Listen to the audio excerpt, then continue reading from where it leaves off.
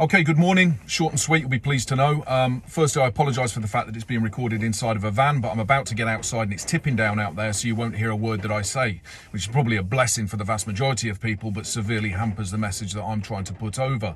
And that message links directly to a video, which I'm going to add on to the end of this talking clip here, a video that was sent to me yesterday by a friend who is also a livestock farmer.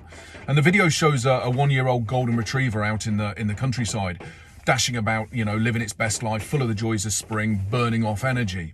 But there's a narrative that goes with the video clip. And the narrative basically covers the dog's history, how the dog got to where it is. And the dog basically lives in a property that has a garden surrounded by stock fencing, on the other side of which are the farmer's animals, the sheep in this instance.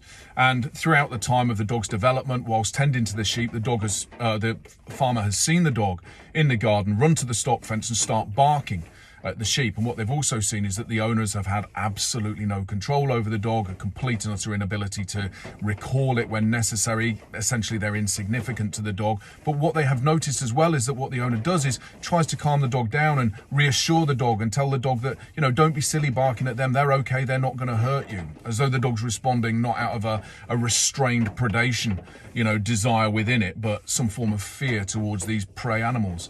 Anyway, what happens is what is inevitable, what is absolutely certain to happen and does happen and continues to happen again and again, is that the dog finds its way out of the fence and into the field with the pregnant ewes, where it begins to demonstrate what is shown in the video clip that follows. Now, the reason that happens is because you are attempting to contain or restrain an animal that you've done nothing in terms of training.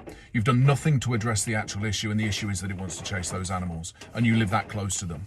So you think a fence is going to resolve that. Or even if you take it out down the lanes and you think a lead is going to resolve that, like it's never going to be in a situation throughout its entire lifetime where you live in such a rural location, or you visit such rural locations where there's never going to be the opportunity ever where that dog may encounter the possibility of being able to fulfill that desire and take off after that animal. And this is the issue, is that restraining an animal is not the same as training an animal, and nor is containing it.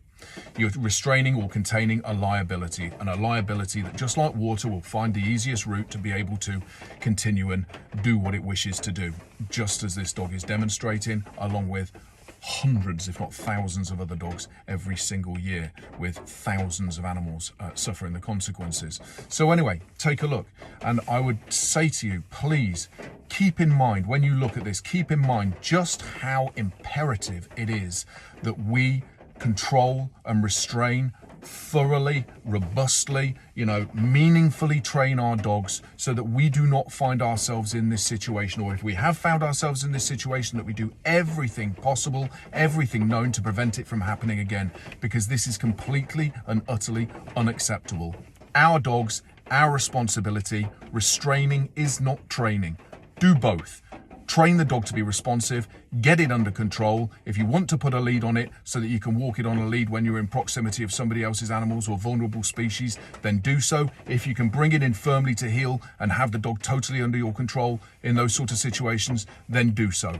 But the fact of the matter is that this is neither, and this represents such a broad section of dog owning society that it is totally unacceptable. Again, I repeat it, restraining isn't training. Our dogs, our responsibility. Thank you. I hope it helps.